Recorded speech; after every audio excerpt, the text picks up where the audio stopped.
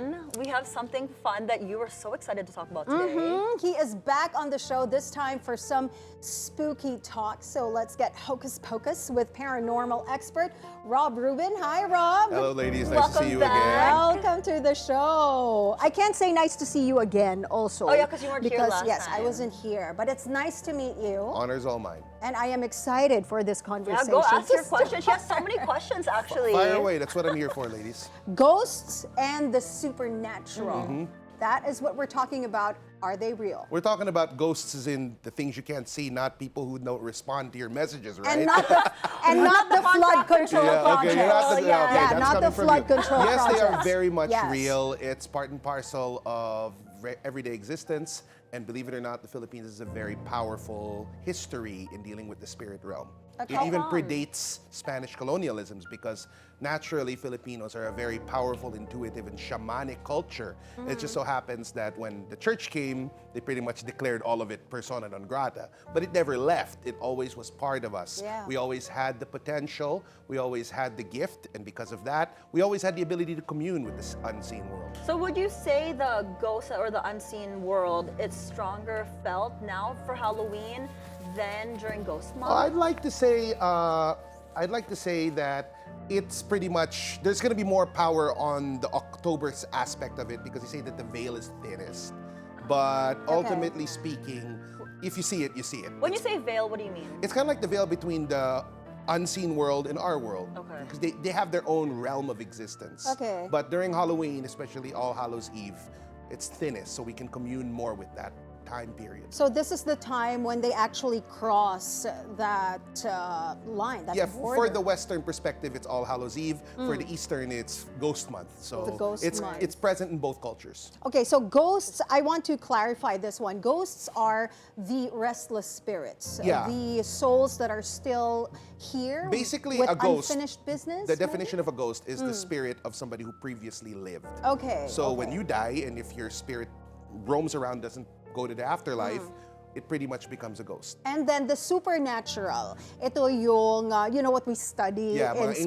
Encanto, Mga mythical exactly. creatures, yes. They- mga kapre, Yeah. tiyanak. In my book, Defense of Occultism, we call it discarnate entities because they were never Discarnate physically entities. incarnate. But They- they're real. They're real. They're definitely real. So there's like duendes and Yeah, there are. And kapres? the funny thing about it is these unseen creatures exist in cultures even outside of the Philippines. But they're called Right, obviously yeah. something They're different. called different things. Yeah. But if you look at it, every single nation, every single culture has its own anthropological beliefs that gives credence to the unseen spirits like the giants and the elves and the Yeah. fairies. They're just all called different things. So But they're pretty you're much the a same firm thing. believer, we really have to, like, when we're in the forest and whatnot, we really have to In the tabi-tabi forest. po. Well, I'm a firm Like how- believer that you should show respect. Yeah, so how do you show Okay. respect to Okay, the well, unseen? the tabi-tabi po is one of them, because you don't want to risk Yeah, yeah. violating the home of a spirit, but also realize that a lot of these grounds we visit, especially in the natural perspective,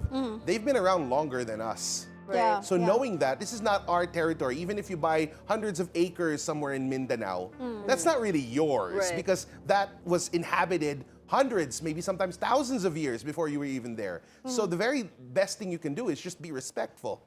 Don't just go demolishing trees and natural mounds because in many cases that I've heard of these spirits getting aggressive, somebody just comes in and they buy a land and then they start tearing down all of the trees. Right. Then they wonder why their family starts getting sick or they start losing money or their life goes into the toilet because they didn't show the due respect to the spirits that were already inhabiting that place. So when you mention to show due respect, so for example, to our viewers who are buying like hectares of land, how do you do that? And All how do right. you show respect? First and foremost, there is a local practice called pang-pang-alay. Basically, it's like you're making an ally of the spirits. An ally. So basically Nag-aalay. is There you go. you would need to go to a professional who can commune with them and basically be an intermediary between the person owning the land and the spirits. Because if you just kick things down like trees, you cut them all down, I almost guarantee you They'll be bad stuff's pissed. gonna happen to you. Wait, hold on. So you can't do it yourself. You need If you to, have the gift, then you can. But in most cases, you need to be able to really communicate yes, with them. because Okay, okay. especially local shamans and local practitioners of space clearing Okay. who are legit, not just some quack, will tell you, okay, if you're gonna build, for example, a house here and there's a huge mango tree, Right. the spirit is asking please take a seedling of the tree and plant it elsewhere. That's kind of like your peace offering between you and them. That's one example. Because if you just tear it down, you will get the wrath of whatever spirits were attached to that mango tree, for example. Okay. Interesting. But that's scary because you really have no idea if there are spirits living in that particular space Or what that if you it's want a to condo, occupy. right, that you moved into? Well, the condo is not really much of a problem because the developers would have to have handled that. But And- what if they didn't, though, do it properly? Well, if that's the case, then everybody in the condo would be Then subject they to are it. doomed. You know what I mean? Yeah. So if it's a condo or already a pre-existing house, Yeah. there's a practice that we Okay. have called space clearing. And that is a practice that basically removes any negative energy between the person who's going to live there and whatever's presently there. Even if it's haunted, you can ask the spirits, okay, can you just like not bother the residents, or can we move you here? That's a very valid form of space clearing.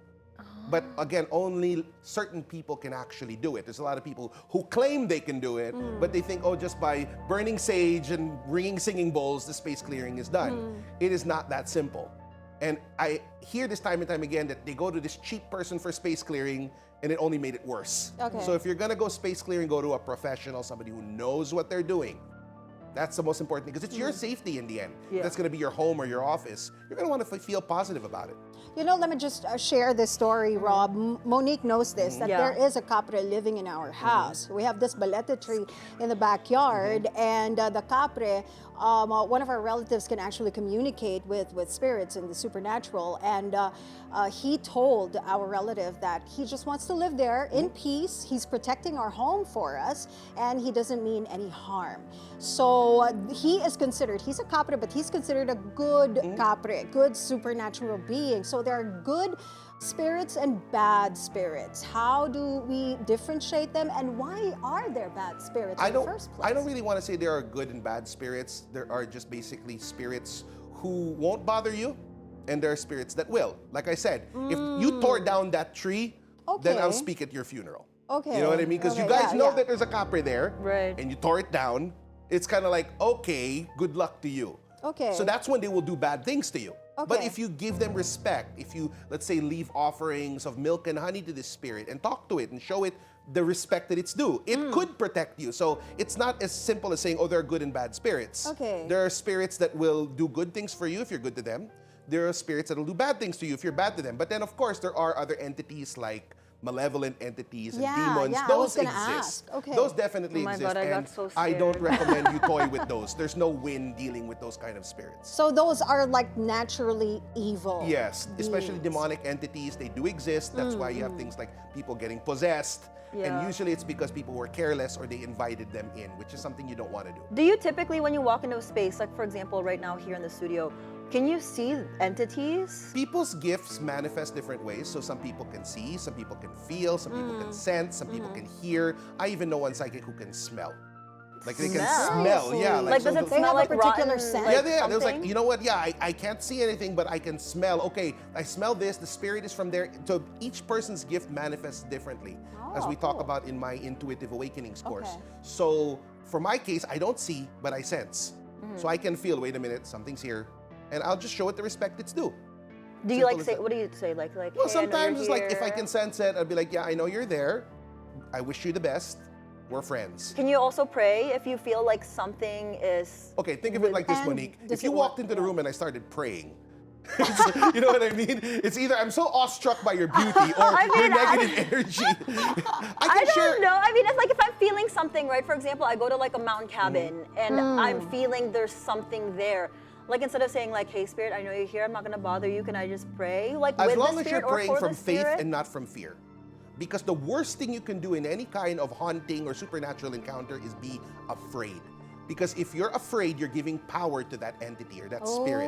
But if you're saying, no, I know my Lord will protect me, I know my Savior will protect me, then nothing can harm you. Can these spirits like feed off your fear? Yes, they can. They can Ooh. actually really wreck you if you give them too much fear. So I say to Okay. people, Oh my God, I'm always between being scared. afraid and being angry, be angry.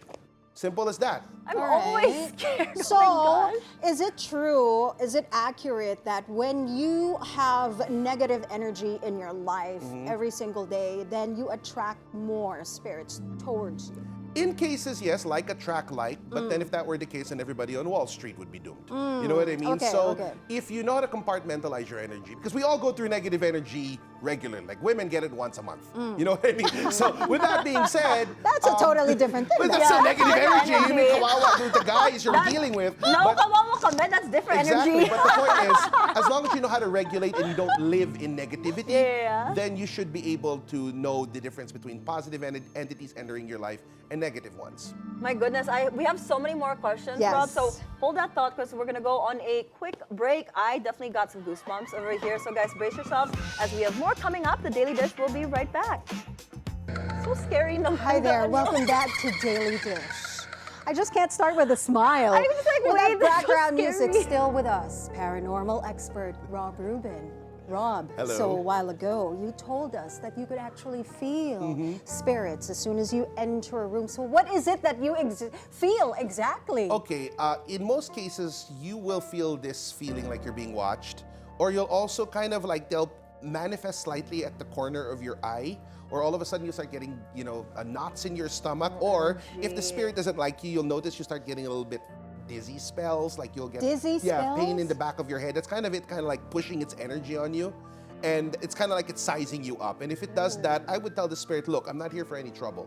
Yeah. So just leave me alone. Because there are Okay. things that you can do to complicate the spirit's existence as well. Right. So if they're being very territorial, then you'll notice you enter a room, you feel dizzy, you feel, unbalanced, you know what I mean? Because it means that spirit's telling you, hey, away, we don't want you here. But does that mean too that the spirit's asking for help? Because most of the time, if they keep bothering you, right? Yeah. They're asking for help. If they're asking for help, they will let you know that they're asking for help. Doing something aggressive like making you dizzy means that they're telling you, hey, this is my turf. Can they physically hurt you?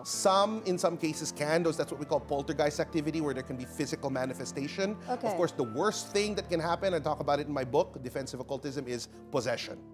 And that's something you want to avoid at all costs. Have you experienced anything like that before? Yes, I have. Actually, our best-selling or our best-viewed episode on Misterio was a case of an exorcism we did in Lucena. Okay. And it scared the daylights out of all of us. Why? I want to ask why. When you're dealing with a case of possession, you're lucky if you're dealing with a case of spirit possession. It's just a spirit possessing the person. But if it's full-blown demonic possession, it's like diffusing a bomb. Chances are everybody around is going to get negatively affected by it. Okay. So when we entered that, we thought that the girl was demonically possessed. And Okay. me and my late friend Alex were pretty much saying, all right, this is it. Because we wanted to help the girl, only to find out it was a case of spirit possession. We were able to do something about it and save the girl. How does the spirit pick the host? Okay, there's something what we call familiarization, but it always begins with one thing: consent.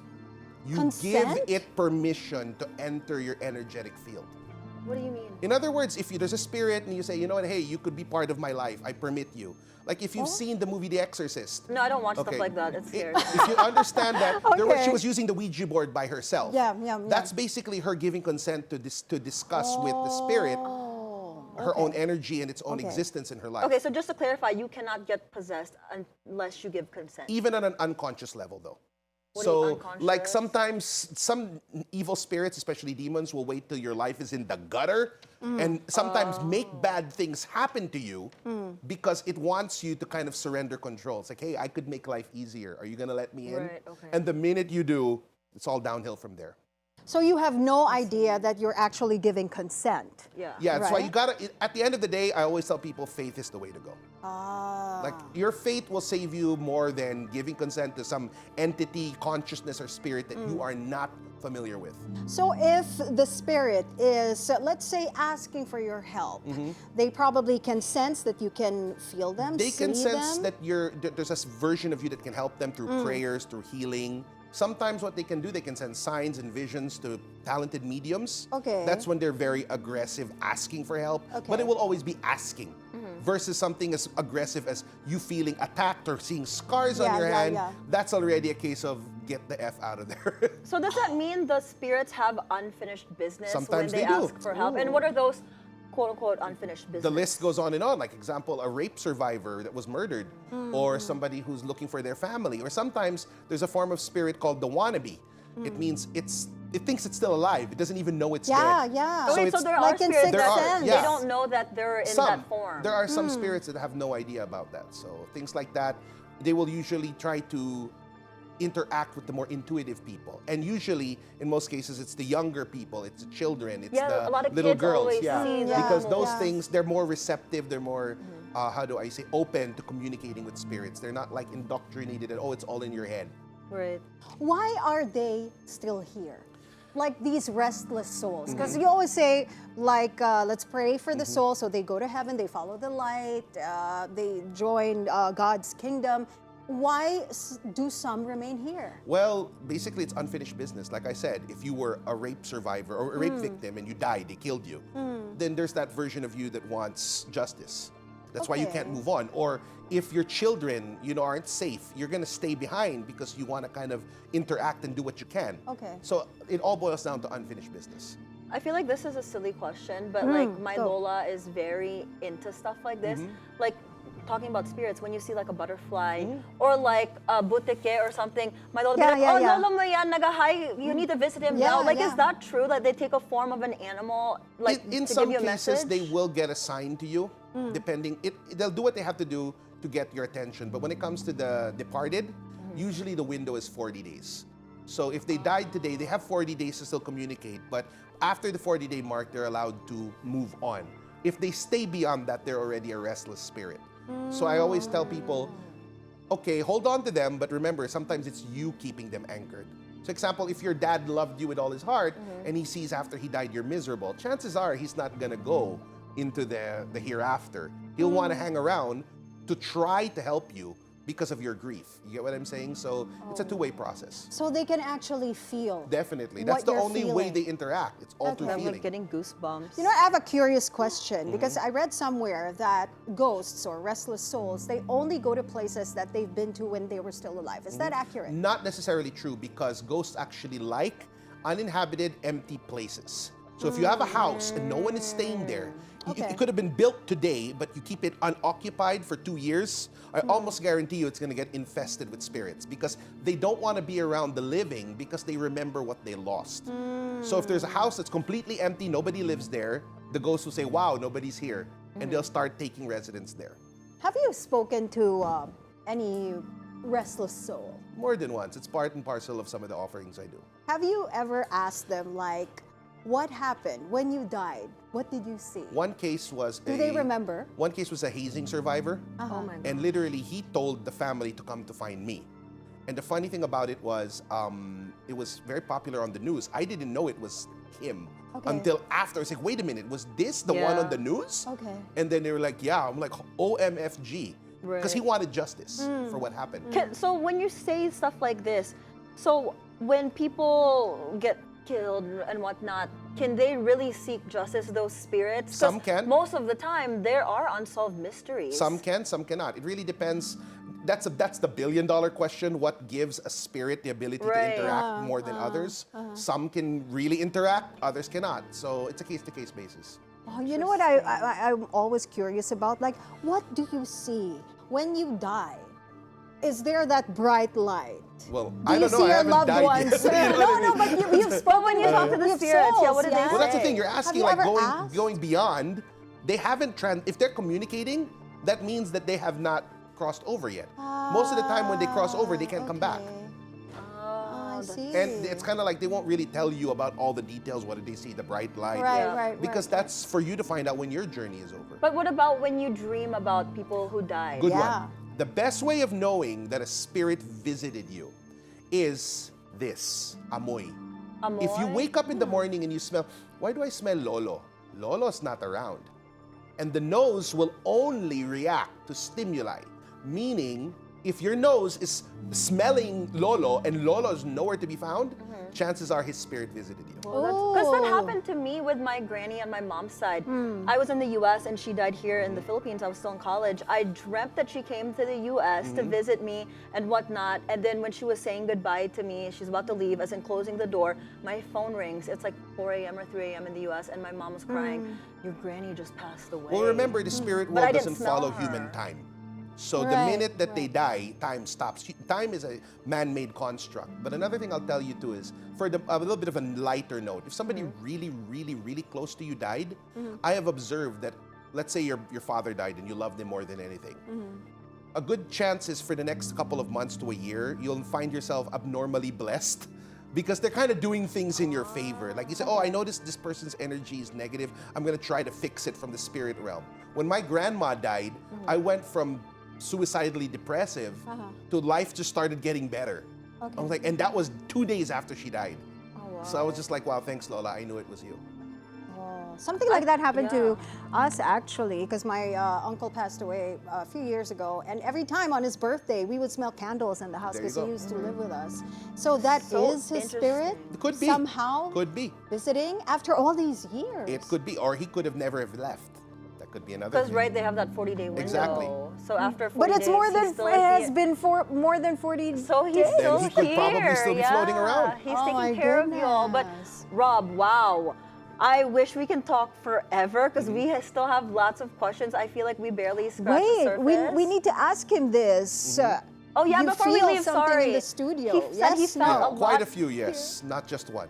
And a lot of them are in the By Ferdy. makeup room. In the makeup Yeah. room. Oh my God, I'm always there by myself. Then don't be there by yourself. Because a room that doesn't have windows, that's dark, that the wind doesn't go through, they love that place. So windows are our best friends. Natural sunlight is your best friend. So do we just like, do Okay. I have to like make a speech when I go in the makeup room? Like, hi spirits, I know you're here. I'm not here to bother you. I'm just here to work. Yeah, do you You acknowledge could do that? that, or Yeah. you could just Or go, just- hi, bahala ka dyan. It's up to you. It's Dead really up to you mom. how you want to react to them. Because the minute you start interacting with them, sometimes they interact back. So it's kind of better that you Oh, just and you don't like- want that. Yeah. I don't want that. Yeah, I'm gonna just keep my third eye closed. Thank you, Rob, though. Honors all Thank you, mine. Rob. I'd like to make a shout out Crazy. to my beloved extended family of the Mysterium community. They are the people who make these investigations possible, all of our events possible. These aren't my team, these aren't my workers, these are my family. And they're all a group of intuitive people. And if you want to be part of that, I welcome the public to take any of the Mysterium Philippines classes and to join us on November 22 at TarotCon 2025 at Podium Ooh. Hall. Yeah, definitely. We'll see you at TarotCon, but thank you again for coming. You Honors all really mine. opened our eyes. That was paranormal expert Rob Rubin.